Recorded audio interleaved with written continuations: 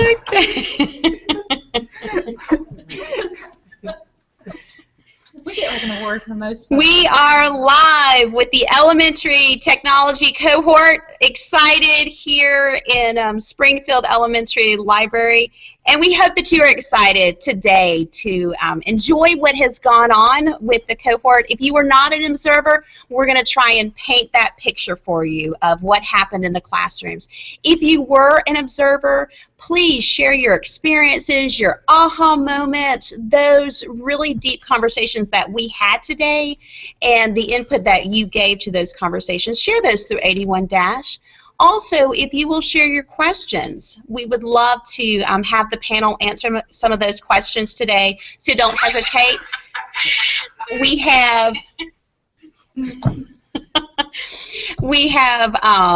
Lindsay here, who is manning our 81- questions and comments, so please feel free to add to that. If everybody is ready, we're going to go ahead and get started.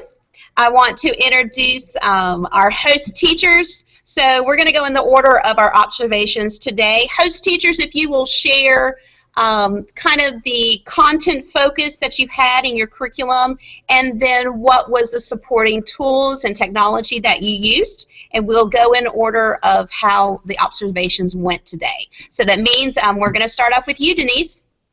Hi. Microphone. Oh, thank you. Wait, let me find it. Gotta get there. There. That work? You are live. The content focus was on reading today. I was actually working on an interactive read aloud with the children, and we were working with RI 2.1, which is to ask and answer questions to determine main idea for 2nd grade. And we used a read aloud called Polar Bears. And the children were actually using the app Show Me and Pick Collage. There were 3 points during the book where I would stop and have the children share what they felt like the author was trying to get them to realize from the book. And then we took those 3 times that they wrote on their iPad with the Show Me, and we screenshotted each one, brought them into Pick Collage, and they created a Pick Collage with it, and then they airdropped their Pick Collage to me. So that's kind of the big picture.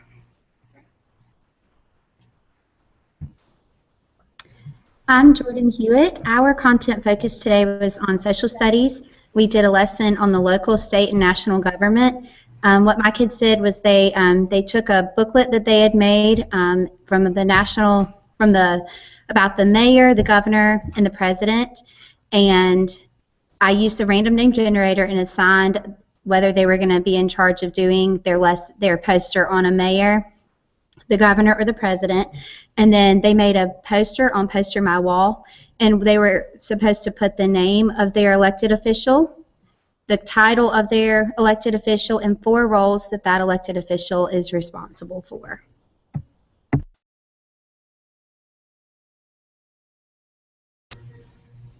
And Jay, take it away. Sorry.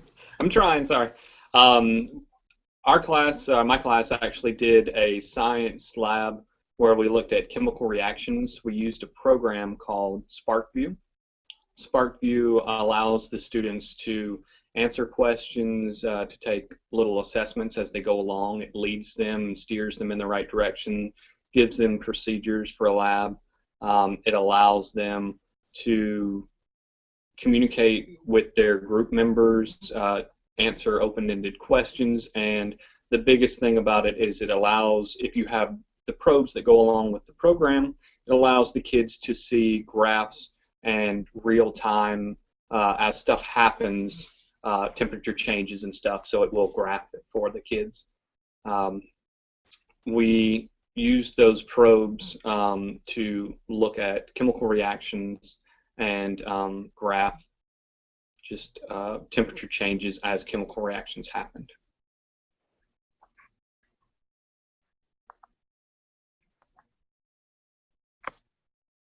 Okay. Alright, I'm Paige Chalmers. In our class, we use number pieces and base 10 blocks to create two-digit addition problems. And then we took a screenshot of our base 10 and our written numbers, and we opened it in Show Me, and then narrated how they solved the problem.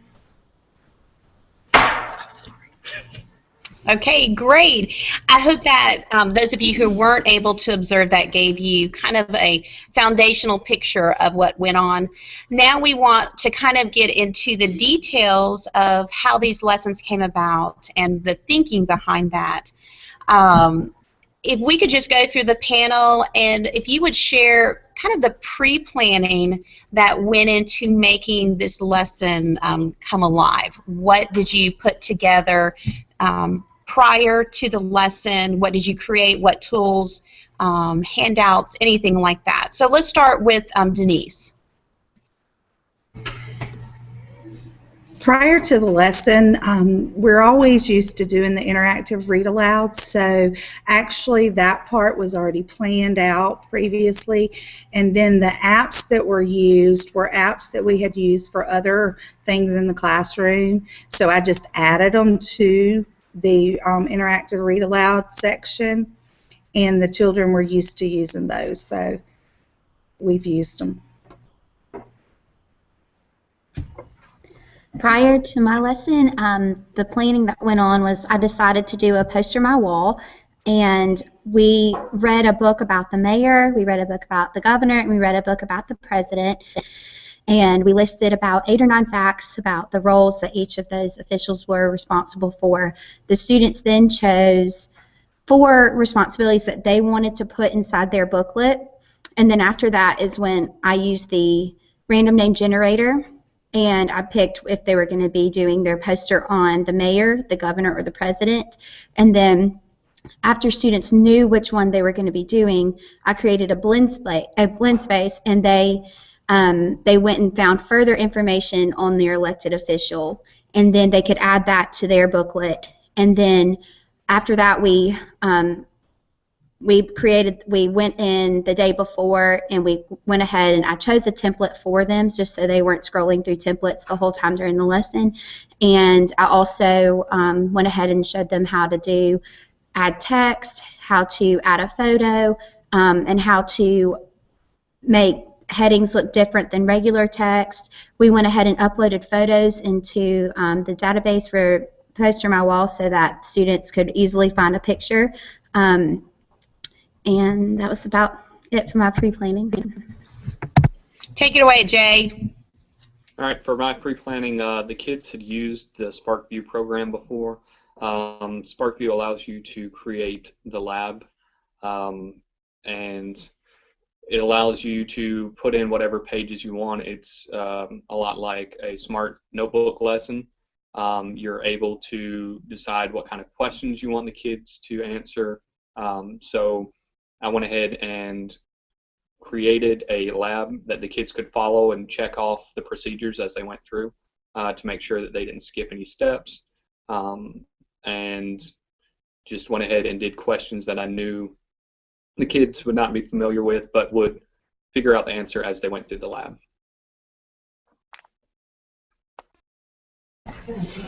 All right, I introduced number pieces when we were originally doing place value because we were having some problems visually seeing like the expanded form, so we used it in small groups. And then when we started doing two-digit addition, we used it again to kind of see it in 2 different forms, seeing it with base 10 blocks, and then writing the problem beside it. And we did that for a few days, and then I introduced Show Me. And we talked about how you can make different slides, but we were just going to make 1 or 2 with this. And I modeled it for them a few times, and then I let them practice recording it, and I showed some examples in the class. So then we did like a trial, and we had assigned spots for recording areas, and then I put like where they were going to record on their desk, like taped it to their desk, and so they knew where to go. One of the questions that we get all the time from teachers is it takes so much time to plan technology lessons.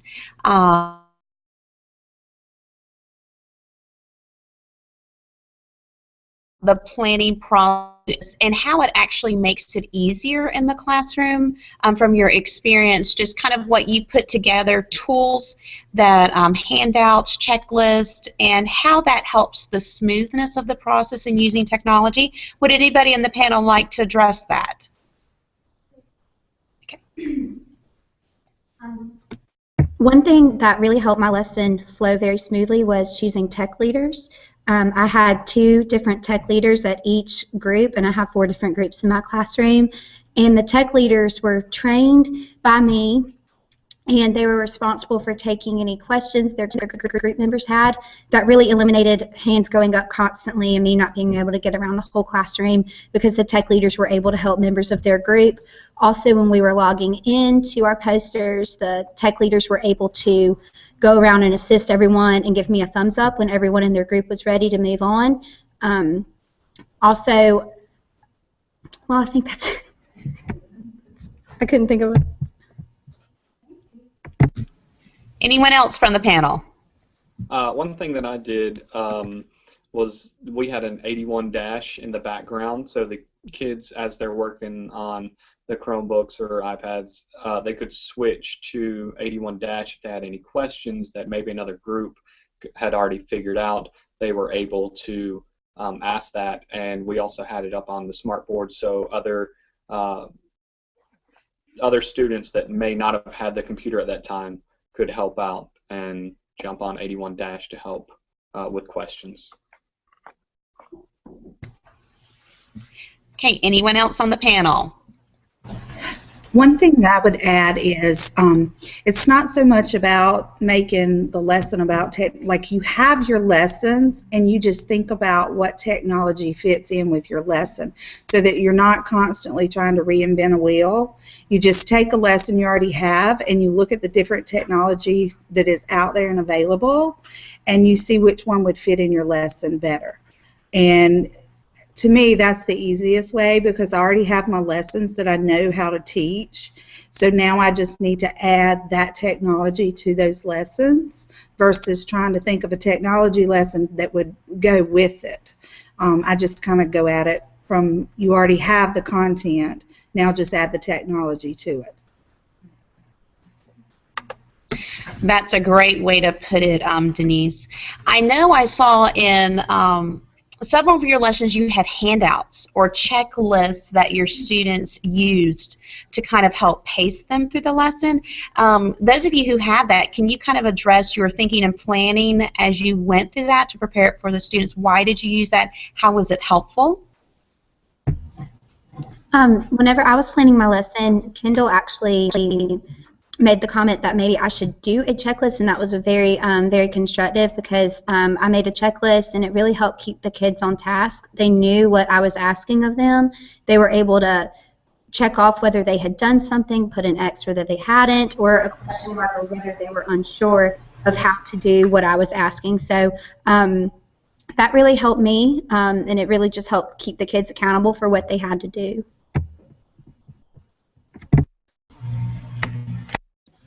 Anyone else? Go ahead. Okay. I noticed that after we were doing it last week sometime, that some of them had some questions, and it was stuff that they knew, but they were second guessing themselves. And so I decided that I would do a handout, and I broke it down to like the parts, like when we did number pieces, a step by step, and I used like picture icons, and I did. Part 2 was using Show Me, and we also had picture icons, and I gave like an example and asked them like, does your problem look like this? And then they had a partner that they could check with also. Okay, I think we've got a couple questions from 81 Dash. I do want to encourage our audience, please share your information on 81 Dash, your aha moments or your ideas that really meant something to you from that lesson. And then those of you who weren't observers, please share your questions with us. We want to be able to bring this information alive for you. Lindsay, go ahead and share the questions that you have on 81 Dash. The first one is for Jordan. What is Blendspace? Can you explain that to us, Jordan? Blendspace is a website where you can insert different links, you can put videos, and it just really puts everything that you want to do in your lesson all in one place. They have different tiles you can click on. What I did was I went on Google, and I just spent a lot of time this weekend looking for different websites that would help the kids understand the responsibilities of their elected official. I went and looked at websites for our mayor, for our governor, and for our president, and I found different videos, and I put them all into one Blendspace. That way, whenever the kid, and I gave the kids the link for the Blendspace, I put it on my website, and they just went and clicked on it, and it brought them right to it, and they were able to research more about whichever elected official they had, and all the information was right there, so the kids didn't have to go to one website and then exit out of that one and go to another one. It was all right there on one Blendspace. All right, the next question is for Paige. What app did you use for the base 10 blocks, and what did you like about it? What did it allow your students to do? The app I used for the base 10 blocks was Number Pieces, and I noticed that there's two different ones that are out there. There's one that they're all yellow pieces, like the hundreds, tens, and ones, and then there's another one where they're color-coded. And I like the color-coded one because it also kind of visually breaks it down for them. I can't remember the second part of the question. What was the second part of the question? What did you enjoy about what did it easier than maybe using Sorry. Sorry. I thought it was easier with the visual one because it kind of let them see the parts, not so much as like putting them together, because a lot of mine wanted to connect all the tens together to kind of keep it neat. And so instead of having them like broken out, they had them kind of close together, and I was afraid with them doing that in all yellow that they were going to lose sight of what were tens and what were ones.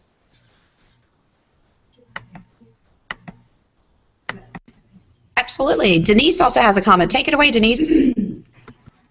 We've used Number Pieces. Actually, all the kids have used it over the last few weeks when we were doing place value. And one thing that's really cool about it is if you have a one-to-one, every child has a set. And they can build any number because there's not a limit to the number of pieces you can use. And it really works well. We've used it like with just a deck of cards, and they would like pull out 3 digits, and then they would build that number, write it in expanded form and things like that.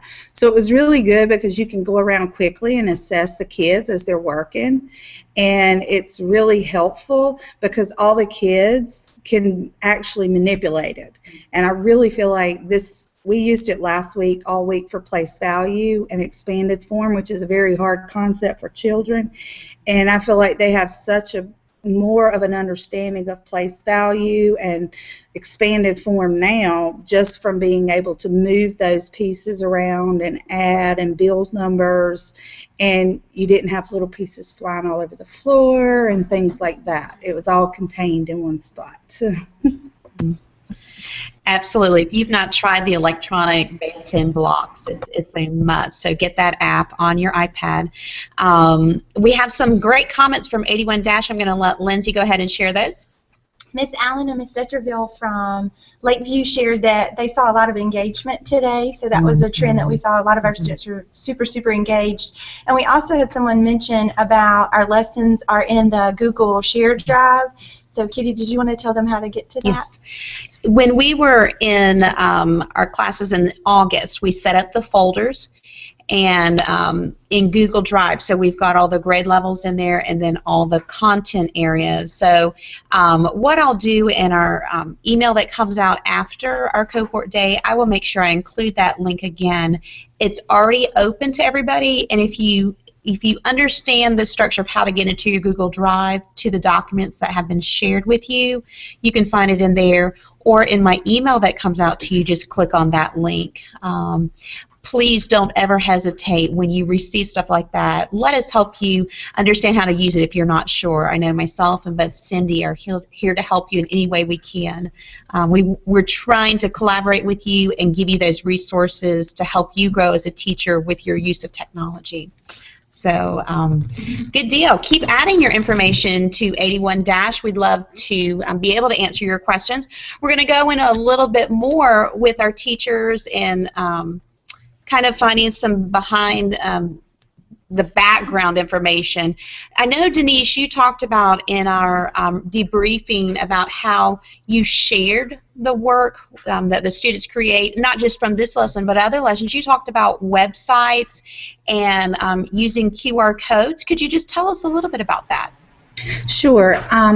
Each of my children have a web page that's built onto my web page for the district. So when you open up Springfield's web page and you go to faculty and you find my name and you click on it, then each of my children have their own web page. And so when they create a document that we've used like a screenshot and they've airdropped it to me, I upload it onto their web page and I put just a little blurb about what it is or how we came up with it. And what I've done for the children and for their parents is each one of them I created a little QR code for their individual site so that their parents can use the QR code and the children use the QR code. I laminated them and put them right outside with their picture outside of our room so that if somebody comes in visiting or whatever, they could scan the QR code and use that as a means to kind of see what the children are doing. It's a great way to kind of assess the children too, because you can see it's more like a visual portfolio where their work, you can see it from the beginning of school and kind of see the progress that they've went through. And their thinking as to how they're coming up with their ideas. Everyone else on the panel, if you would share just a little bit, if you would like to, about as your students create these projects, how could you share those projects? Do you have ways in which you are getting this information out to parents? Are you posting on blog? Or what have you been able to find to access to get these projects out? With my poster, my wall, my students, I created a class, and then I gave the students a project name, and the students just typed that project name in. They didn't need a login or a password. They just typed in the project name, and that brought them up to all of our class. And then they go to the link that says My Stuff, and they can find all of the students in our class. They can find all of those projects, and they can click on theirs. And that, I'm going to use that in class to share their projects. I'm going to go to my teacher page. I'm going to pull up all of them and let them share and present their posters. I could also save them as an image and put them on my web page if parents wanted to see those as well.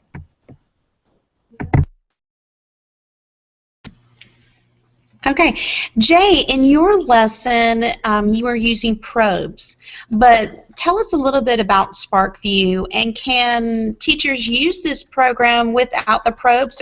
Kind of give us the details for if we don't have probes, what are we still capable of doing? Okay, if you don't have probes, you can still use the program. It's free to download. It's on the Apple Store. If you don't have the probes, the only thing that you would not be able to do is show the graphs in real time, take measurements.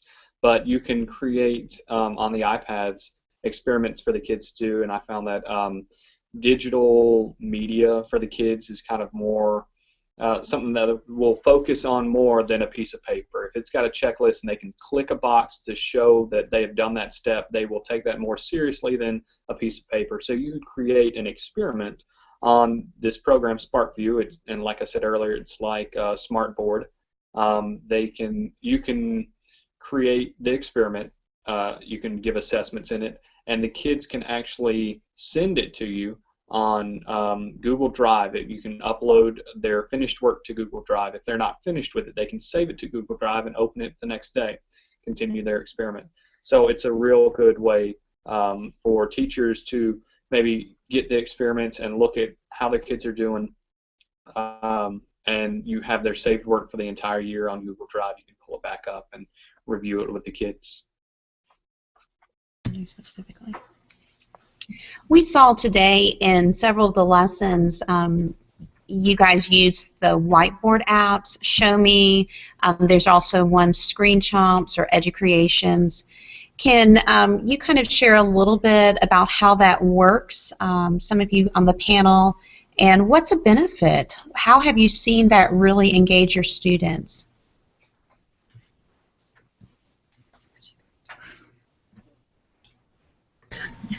Well, initially we started using Screen Chomp when I was first thinking about the lesson, and the first day we went through it with Screen Chomp because it's more of a basic whiteboard app compared to Show Me. It doesn't have as many like choices and options as Show Me does. But then after talking to Kendall, she thought that Show Me would be a better choice for them because it allowed them to do multiple slides without having to do a lot of saving, and it had more options for them, and the recording was a little bit easier for them to understand.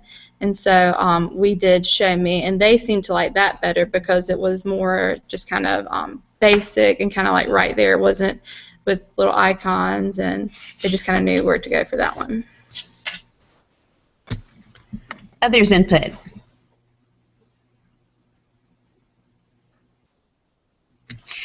Okay, for those of you who have not used any of these apps, they all have different features and options, but like for instance, if you're just starting out using the Whiteboard apps, Screen Chomp is a great one to start out with. It doesn't have as many features, so it's easier to start with, but then as you grow in their skills of being able to use this type of app, when you go into Show Me Educations, you have more options, being able to do multiple screens, but they basically do the same. Starting with Screen Chomp is a great place to start. Let's talk a little bit about management during the live lessons. You guys were excellent, first of all, in what you did. How did you manage that? What are kind of the strategies you put into play to help students be independent in their work or to know what to do, because there's no way your students can get at you all the time. So let's go through the order. Let's start with Denise, and each one of you kind of share a little bit about that management piece that you put into play.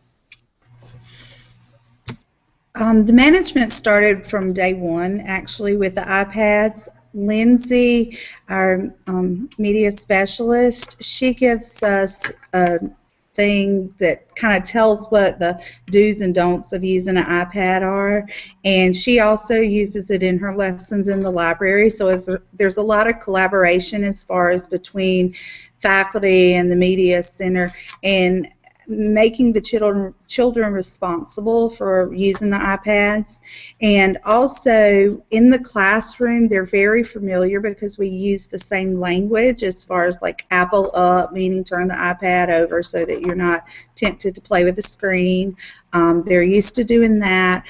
They are very familiar with just the overall use of an iPad from different things we've done in class. They're very familiar with if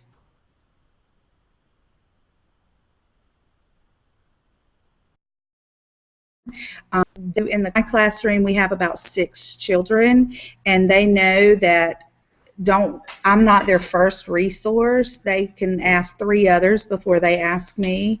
So generally they'll find somebody that's closer to them and ask, and the children really love the aspect of getting to show somebody else how to do something. So that's been a real plus for their self-confidence, that they know how to do it and they can show it with others. And my children have been very responsible as far as following the rules that are set forth with Ms. Inzalaco and myself in the classroom. And I think it really helps that all of us are working together using the same language, using the same prompts as far as, you know, these are our rules for using the iPads. And I think just the reiteration over and over with that has been tremendous help for us.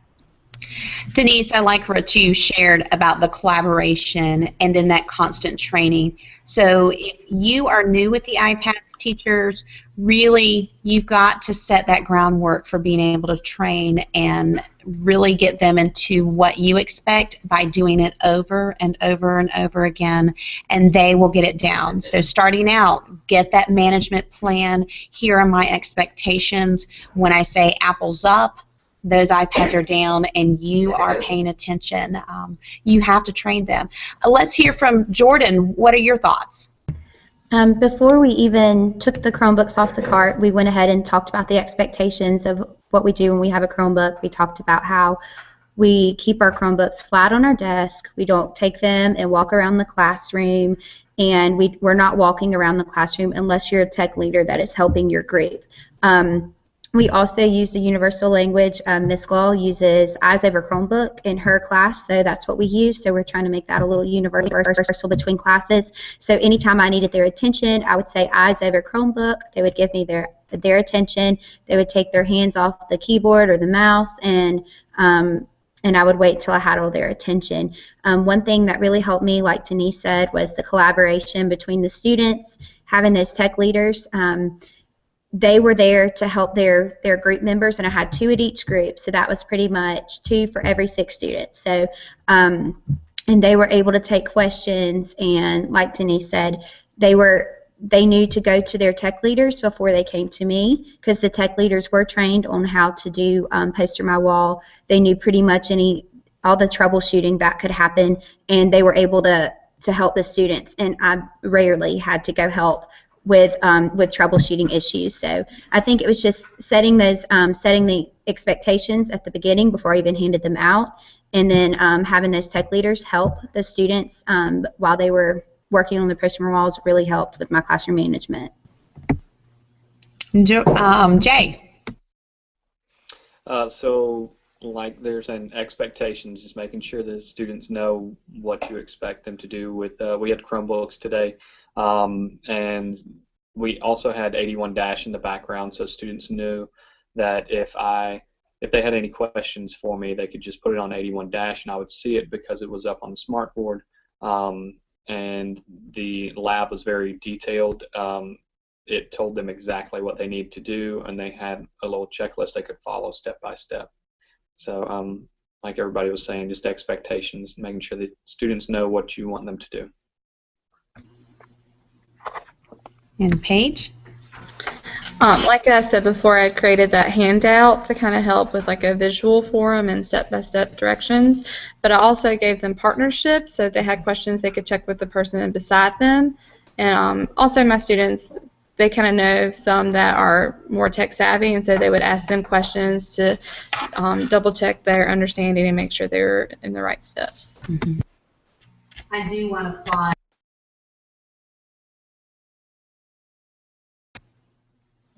Each one of you did an excellent job of engaging your students. You could tell each of them had ownership of their work and how they were getting involved. They were invested and they wanted to get into the learning process. So each one of you did such a fantastic job of implementing your management, and then we got to see the results of your hard work. So that's always exciting to see. I want to end with our last question. I think a lot of teachers want to understand what are the hurdles and how do you overcome those. So teachers on our panel, think about what was your hardship or your hurdle or those difficulties, and how did you work through those and not necessarily even from today, but as you work through technology, what's been a hurdle you've dealt with and how did you get over it?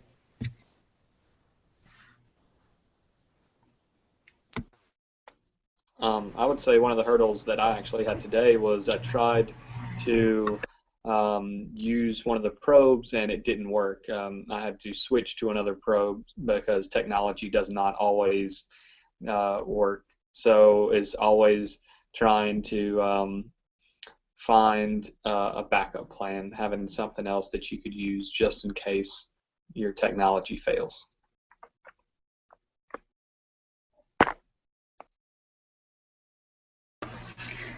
The hurdles as far as the lessons that are planned with any technology are probably about the same. You have the basic, what if it doesn't work? Because every good plan, you need a backup. So I always try to think of another way that in case something happens, I have an alternative to go to. Another probably hurdle is with second grade, they haven't been as exposed to technology as the older children. So usually when I'm introducing an app for the children to use, it takes us a while. Like, it's not something that I hand them and expect them to know how to do it. I usually show them a couple times before I even allow them to do it, and then once I let them do it, I walk them step for step through it. So it's not something that I expect them to pick up the iPad, know how to use it, and run with it. It takes us usually a week for them to learn the app, and then just let them play with it for a little bit, because they learn a lot more if we just hush sometimes and let them do it. So that works really well for them. I just have a lesson-specific hurdle that we encountered while we were working with Poster My Wall. We noticed that the students were having a hard time using the pad on the laptop, so we decided that they might need a computer mouse, and that we got all the kids one, and that really helped them. They were able to add things to their poster easier. They were able to drag and drop and resize images and resize their text a lot easier with the mouse. And also just other things that I didn't really think about beforehand, such as I would say, okay, type in Poster My Wall, www.postermywall.com, and they typed it into the search box instead of the web address box. So those are just different things that in the future will take slower and start them very baby steps. And like Denise said, it really takes them a little while to get used to what you're doing on Poster My Wall. We actually tried it out on Monday and Tuesday, and we were ready for our lesson on Wednesday, and that gave them enough time to be familiar with the Poster My Wall, and it's a web-based thing. So it really helped us to actually practice with it and just think through everything. I'm kind of like Jordan. I had a lesson-specific hurdle, and the one that we had was where to record. And when we were recording, a lot of them got done kind of around the same time, and they were ready to like rush to a spot and get there narrating their problem. And so I assigned spots, and then I talked to them about the expectations. You know, one person at a time. Do not go there if there's someone there. No talking. And then I gave them like a little piece of paper to tape to their desk so that they can see where they need to go. And so it was today it went better than it had been, because it wasn't like a rush to get there. They all knew where they were going to go and how it was going to work. That's great. Lindsay has a comment. I was just going to share, I think Denise and Jordan both mentioned that sometimes it's important to expose them to the tool ahead of time, which I know we already have so much on us, and as classroom teachers you have so much that you're trying to do in the classroom. So that's where communication and collaboration really come in. You have so many people in your building that could help you with this. If it's a web-based tool, they could practice it in computer lab ahead of time, and you could leave directions for your computer lab teacher to let them kind of have that play time on it. You could also allow them to do their project and computers web-based. They can do that while they're in computer lab, as long as you've given them directions ahead of time. And then apps, for schools that have iPad carts, you can have your media specialist like me. We'd be happy to go over an app. Sometimes I'll drop whatever lesson I have planned for that week. If a teacher asks me to go over an app ahead of time, I'll do that, and we'll go over that so they're ready the next day for their lesson or a couple of days. Also, like our GATIS teacher, Ms. Glaw, will do that when she's working with students. So think about who's in the building that could assist you and help you, because a lot of times you don't have time for that playtime. You need them ready. So just think about your resources in the building.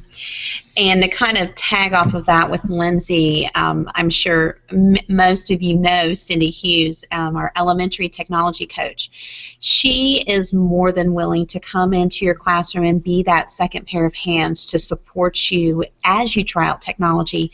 If you have your curriculum content goals of what you want to accomplish in the lesson, then Cindy or even myself, we can come in and assist you with how would technology fit into that lesson.